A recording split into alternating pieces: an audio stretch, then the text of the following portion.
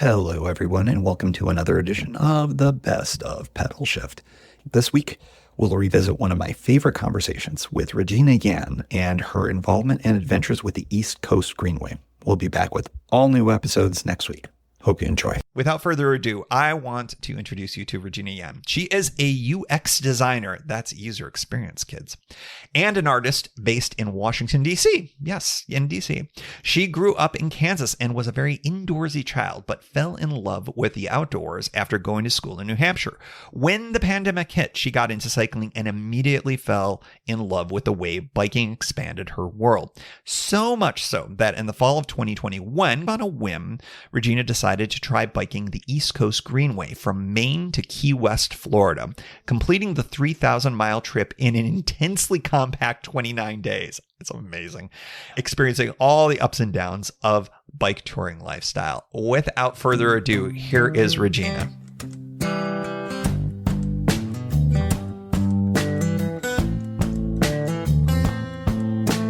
Hello, Regina. Thank you so much for joining us. I'm really excited to have you on to talk about the East Coast Greenway. So we've already done a little intro. Tell us something about you or your ride that maybe wasn't a part of all that.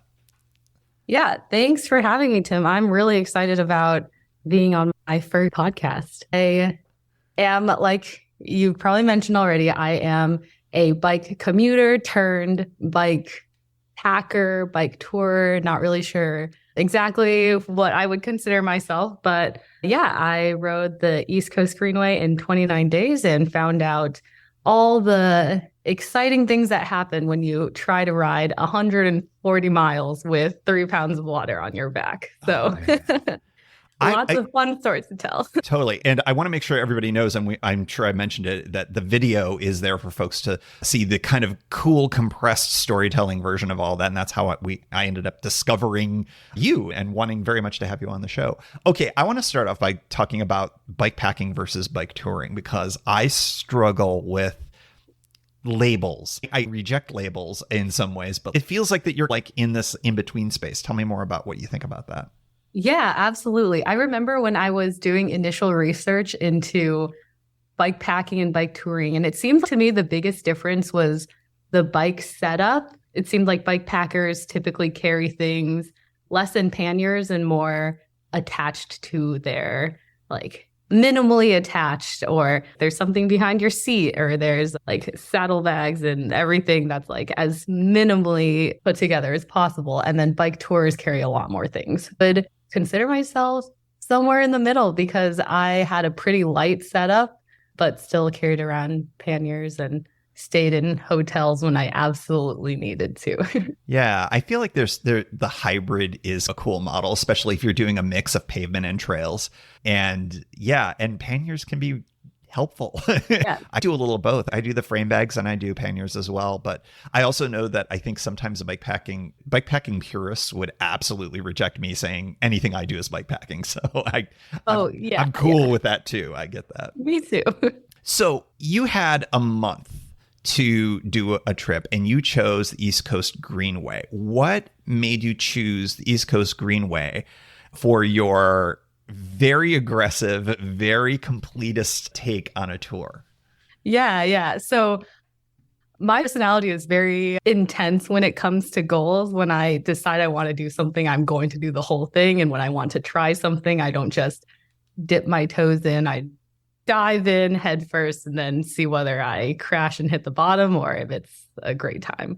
So I had a month to do a trip because my work would let me take a max of 30 days before it became a leave of absence. So 30 days to do a trip. And I had just watched a video of Lael Wilcox biking the Tour Divide, which is one of the most inspirational videos I've ever seen. And I knew I wanted to do something like that, but not quite that, because I don't think that's a very approachable beginner bike trip. So I had some criteria. I wanted to do something long. I wanted to do something scenic. And then, unlike the Tour Divide, I wanted to do something that had a good amount of civilization and not too remote, so that if something were to happen, which many things did, I could call for help and not feel like I was completely alone.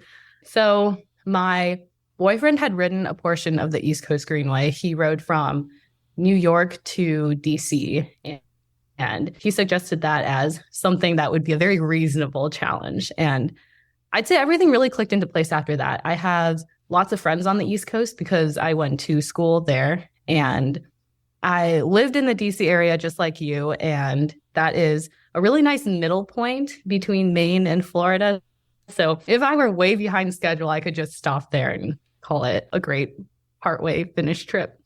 Yeah. And then it would be on the coast the whole way. So honestly, not too much elevation gain. And I was going to be around civilization. I think the Greenway goes through 450 communities. And so there would be lots of help whenever I needed it. Yeah. East Coast Greenway is the way to go. How much prep work did you do going into it? I know you used Ride with GPS, you had mentioned in your website or something like that. How deep into it did you get to know what you were facing?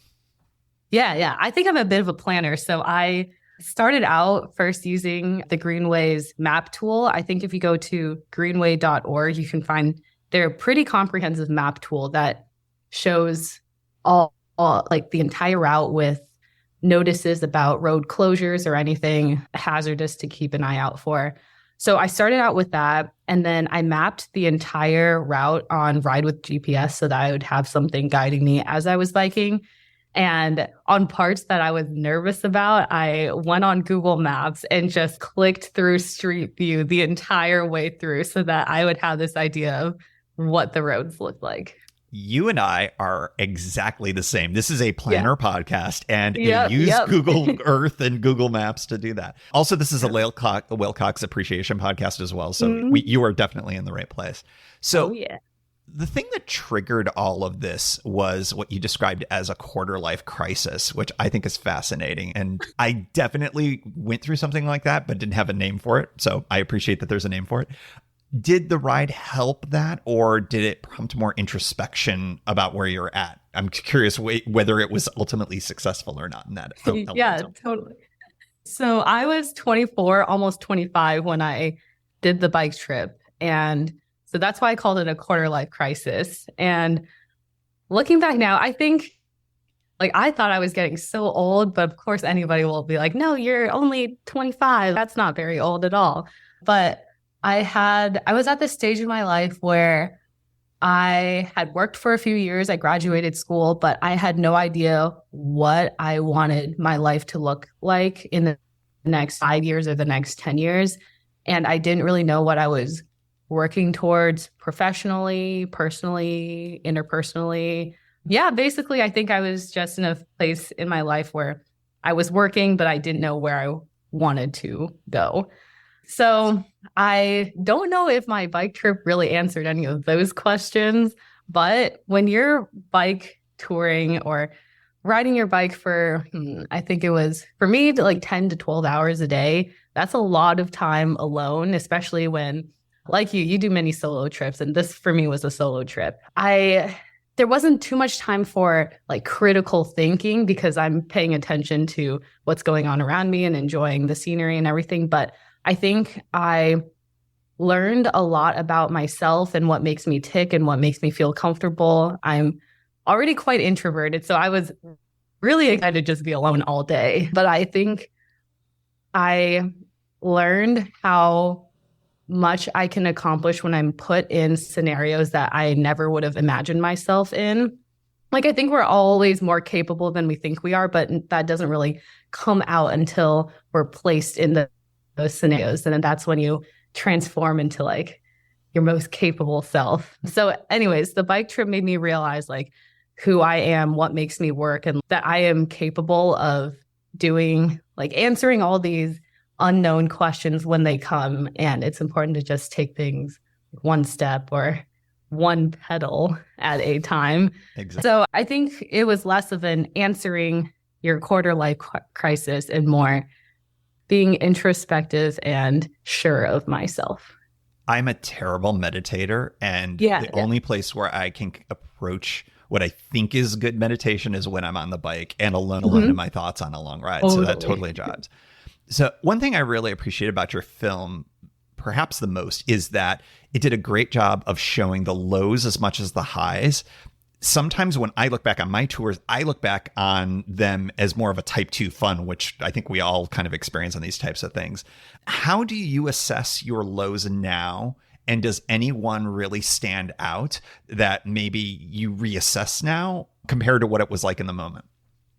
Yeah, it's something actually when I listened to your podcast, I totally identified with, where when you're in the moment, you're like, oh my gosh, it's hailing in LA right now. Like, what is this? This is crazy. And I think I got to the point where whenever something happened, I was just like, oh, of course this is happening. But I approached it with like equal parts disbelief and acceptance that resulted in like a smile on my face. So definitely a type 2 fun. I think the real only low was the first low I had. And then after that, it was like, this is just part of bike packing and bike touring. This is just part of the experience. So the first low and the only like real low when I look back and I'm like, I do not want to do that again, was the first time it rained. So as a bike commuter, it's easier to avoid rain or just decide to take public transportation and not bike.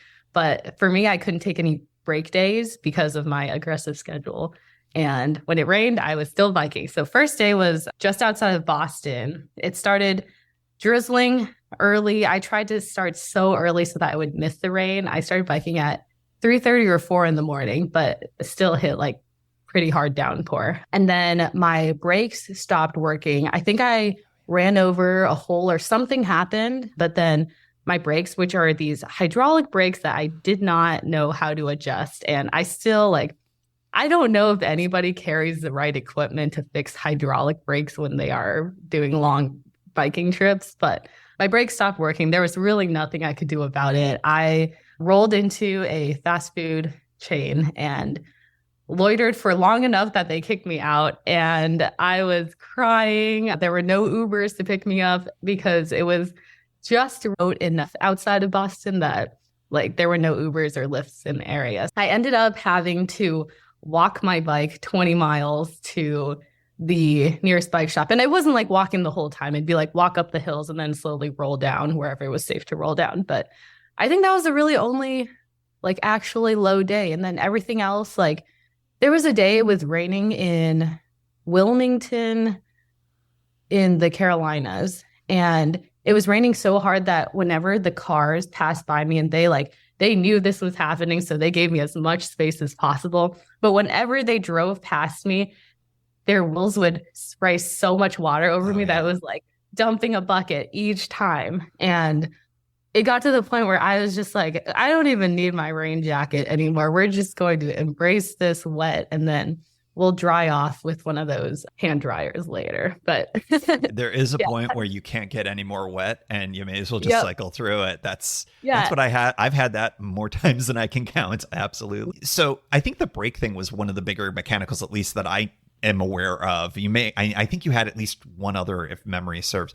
Do you have any takeaways from those mechanicals? Because again, when we keep using the term aggressive schedule here, that must have thrown you off. You had some you had more than 100 miles on several days in there. And these mechanicals must have just added more of those to you. You talk about your brakes. Would you consider going to a simpler rim brake or something like that? What are your takeaways from those types of mechanicals? Yeah, definitely go simpler, because rim brakes are pretty easy to adjust and those issues. I actually, when I rolled my bike to the bike shop, they couldn't figure out what was wrong with my hydraulic brakes and switched them out for mechanical brakes, which at least I know how to adjust.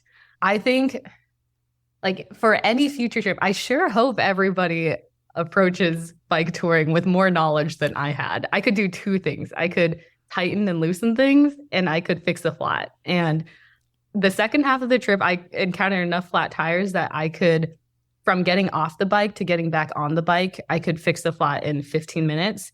And I thought that was pretty good. But I brought, I had a bike multi-tool, and I only knew how to use the hex wrench and the flat screwdriver to clean off the grind and stuff from the cassette. But I think for future trips, I would definitely prefer a more bike touring specific bike and at least know how to adjust derailleurs and maybe do more brake specific adjustments, because I think whenever I felt something sticky with the shifting, I would turn those tubes and just hope that something good would happen and just remember how much I turned. So if it was worse, then I'd turn it back. But yeah, I was pretty lucky with the trip because I didn't really run into too many issues. It was just the brakes that one day outside of Boston, and then a second day where I had a flat tire, but then my bike pump also broke. So of course, again, yeah, you can't really do too much about that. That's wild. By the way, cleaning your cassette, you're already 3 steps past me, because I am famous for not doing any chain or cassette maintenance on my tours for whatever reason. But being the monarch of the barrel adjuster, that is a good place to be. That's all I have to say about that. The barrel adjuster. I didn't even know the name for it. That's how clueless I was. I still don't even know what a top tube is. Come on. Yeah. One of the things in your film that struck me and it really got me thinking was talking about how you learned to eat while you were riding. And in the film, and again, everybody go check out this short film. It's so good. You're reaching into a little baggie that looked like frosted mini wheats, and that immediately made me go, oh my God, that is so the right way to go. Was that really one of your solutions for you? And what else did you learn? More specifically, what did you learn about feeding yourself while you were riding? Because it really felt like the way you described that was a huge turning point for just being able to bang out these miles. Oh, absolutely. Yeah, it's so funny, that little clip of me reaching into the bag. So I had to hold my phone with my right hand and then reach into the bag with my left hand. And so about 5 seconds after I filmed that moment, I fell off my bike. Of course. Because nothing was holding the handlebars. And I guess I didn't realize how important it is to balance the weight on your bike so you don't just fall off. But that was the only time I fell off my bike the entire trip. Had no other bike People crashes. ask me why I don't do more video. That is why I don't do more video. Yeah, that is why. It's hard. Yeah, I think maybe some people have a better helmet, GoPro setup. But anyways, I learned how to fuel myself. So I biked an average of a little over 100 miles every day. And that meant that I would need to have a consistent source of fuel throughout the entire time. And I think at the beginning of the trip, the first week or so, my body's reserves just kept me going. So I could just eat whatever I want. And in my head, I just thought quantity is all I'm looking for. Just make sure you get enough calories. And then near the midpoint, so maybe about 2 weeks in, my body started just being hungry all the time. And I stayed with someone, a warm showers host. So for those who don't know, warm showers is a great resource for finding wonderful places to stay and meeting great people, which I think makes any trip more meaningful. But I learned about properly fueling myself when I was on the bike. So that meant for breakfast, I would try to have overnight oats and a banana. So some sort of complex carbs that would take a while to digest and keep me more full throughout the day. And then while I'm on the bike, I had 3 categories of food. So one was healthy food, which was anything with potassium to keep me from bonking, I think is the term. Yeah. And then food that I would say is, quote, not unhealthy, which would be the frosted mini wheats that have some sort of substance to them, but also are tasty. I ate a lot of Pop-Tarts, Cliff Bars whenever I sat down and took a break, had some Gatorade. And I also had what I would admit is unhealthy, but very morale boosting snacks. So those would be gummies whenever I needed a sugar boost before a hill or something. So I think knowing how to fuel smartly and fuel consistently, and then for dinner, making sure I got plenty of protein and veggies and carbs to make sure, yes, I'm burning so many calories that I can basically eat whatever I want, but still be smart about staying properly fueled. Yeah. Yeah. And that end of the day is so important too, because it resets your glycogen for the morning. So it's just dinner is so important on a bike tour. And I don't think I talk about that nearly enough. But yeah. Okay, that's cool. I'm glad to hear it. I love the not unhealthy, because I talk about stealth camping sometimes, about some stuff being not illegal. So I totally get that. So you talked a little bit about your bike and that maybe you'd reconsider the bike that you rode. But so what did you ride, and what would you characterize as a bike that would be, I don't know, maybe would better be the right word for a trip of this type? Yeah, for sure. I remember watching a bike video by probably Ryan Van Duzer, who said something along the lines of, the best bike is the bike you have.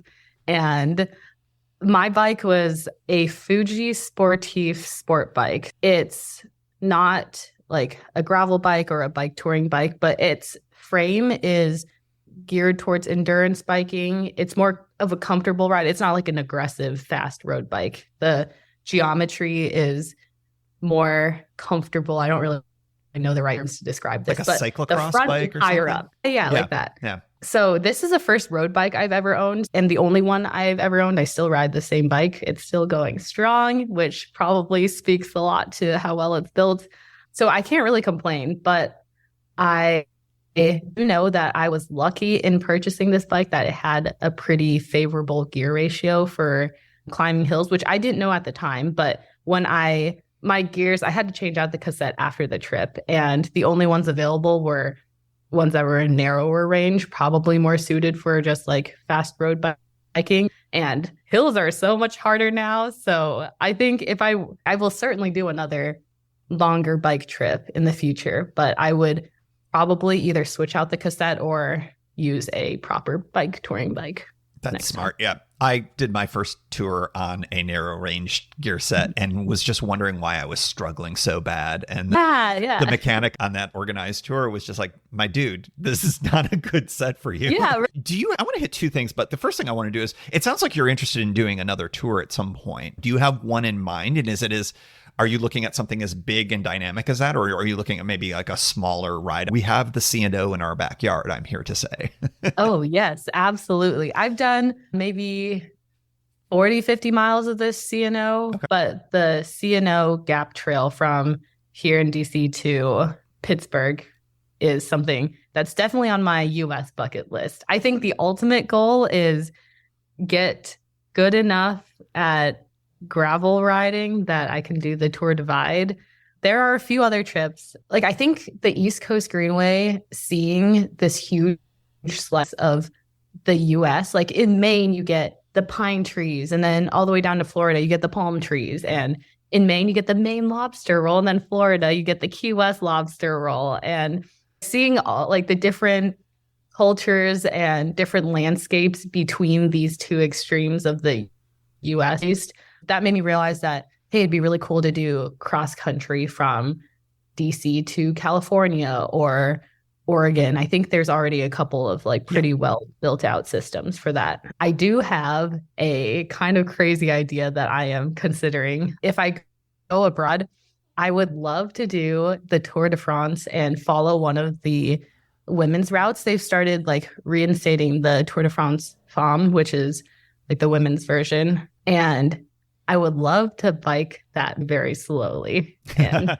obviously not 100+ miles a day, which they do, but yeah, at my own pace. Yeah, those hills are real deal. Any of the Tour de France routes it is just insane seeing the elevation gain in those. It's nuts, but that is a great goal. You are now a board trustee. I guess they hand out board trustee seats for anybody who rides the East Coast Greenway, it seems. No, I'm kidding. But you are a board trustee, which is pretty cool. And this lets me put on my nonprofit lawyer hat on, which is unusual on this podcast. What's your experience been like serving in that role? And if it's cool to share, what's the organization aiming at in the short and long term to support the Greenway? Yeah, for sure. So I actually joined the board in January this year, so just a few months ago. And I would say I'm more at the beginning of my journey towards navigating what it's like working in the like bike advocacy or nonprofit space. But I have my experience so far. I'm in North Carolina right now, just having finished going to our annual board meeting in Durham, North Carolina, which is where the Greenway's headquarters are. And I have learned a lot from speaking with the board members and learning like what goes into making the Greenway a reality. The board is made up of lawyers, urban planners, designers. Like there are so many people involved in the board, and the staff is incredible too, and have so much on the ground knowledge of the work that goes into advocacy and awareness and of course building the Greenway. So in terms of priorities, so when I rode the Greenway, there was, I think, a little less or around a third of the Greenway completed. And by completed, I mean their goal is to make the entire route from Calais, Maine to Key West, Florida, completely off-road and protected. And right now they're, I think, 36% done, and it's growing every year. And we're at a point in time where we're like infrastructure in the US is something that is pretty big right now. And the Greenway could really take off. Like this could all be done in 10 years. But we want to capitalize that. And we also want to partner with the communities that the Greenway runs through. So something that I realized when I biked the Greenway was we go through a lot of communities, but many people don't even know that the Greenway runs through their backyard. Like I'm sure even in DC, like people will know about the Mount Vernon Trail, but they won't realize that this trail is part of a long connected series of routes that could take them anywhere. DC actually is almost fully complete. I think there's just like a little less than a mile that's still on road, but it's probably just through like neighborhoods and yeah. And we've got signage in DC for it too, don't we? Oh yeah. Yeah, that's awesome. Look out for that. Yeah. It's a little sign. If you go through the mall, I think you'll see a couple there too. Yeah, the little East Coast Greenway vertical signs. Yeah, that's great for raising awareness. And that's something I think that the folks with the Gap did a really good job of, because the Greenway, like the Gap, is a series of connections in these different community trails in a lot of ways. And raising that awareness, saying, hey, when you ride this, you're riding a trail that includes all the way up to Maine and all the way down to Key West. I think that can really, I don't know, spark some imagination with folks. Yeah. Oh, yeah, absolutely. And in places like North Carolina has made this year the year of the trail. And so they have lots of events and programming and outreach and for even diversity and inclusion efforts to make everybody aware of the opportunities they have with trails. Like you don't even have to be a biker. You could just be, oh, I want to take a walk as my after dinner activity. Where can I go? So I think, well, I know these outreach and community partnerships are a big priority for the Greenway Alliance. And then doing more storytelling and raising awareness through that. Like my bike trip is just one story, but someone named Shan actually just ultra marathoned the whole thing. He ran the whole Greenway and did 40 miles every single day and took 2 break days. And then a guy named Avery just unicycled the Greenway. So there are just so many cool people doing great things. And like, it doesn't have to be a story that goes viral, but I feel like sharing all these stories of the Greenway and like how it can change people's lives or how it can just be a part of someone's lives is a big priority that the Greenway is pushing to, in addition to the primary goal of making this whole thing off-road. That's really amazing. And I did not know that was a goal for the East Coast Greenway. I'm super excited about that. Check that out at greenway.org. So if you are considering a big tour and all you hear about me is yak about the West Coast, hey, there is an East Coast option for you too. I'm definitely going to take a look at it. Regina, thank you so much for joining. Is there any last kind of takeaway that you want to put out into the universe, or at least the small section of the universe that is the listenership of the Pedalshift project? A small but mighty universe. Yeah, I think I'm certainly not the most experienced person in the world, but I got out there and had a blast. And I'm sure there are folks who listen to this podcast who haven't quite gotten into biking yet, but enjoy thinking about it and like perusing articles. And I find biking to be totally what you make of it. And just putting yourself out there and trying and maybe failing, but still trying can be an amazing life-changing experience. So everybody ride the Greenway, ride outside, just get outside. It's a great time. Type 2 fun, but a great time. Can't say it any better than that. Thanks so much for joining us. Thank you, Tim. I want to thank Regina Yan for joining on the show. Please make sure you check out the East Coast Greenway's website. They are absolutely fascinating what they are pulling off. And I also have a link to Regina's video, the one that I saw that we talked about, and all sorts of different things in the show notes. Please check it out. Also, I did something different for only the second time in the history of the show. There's a video version of this. Yes, we turned on the cameras. So if you want to check that out, it's over on the Pedalshift YouTube channel as well. Thank you for joining. You can find Pedalshift at pedalshift.net for more great bicycle touring content. You can hear the Pedalshift project through Apple Podcasts or your favorite podcast app. Opening music courtesy of Jason Kent off his self-titled album. The track is called America. Check out his band Sunfield's latest release, Mono Mono, wherever cool music is available.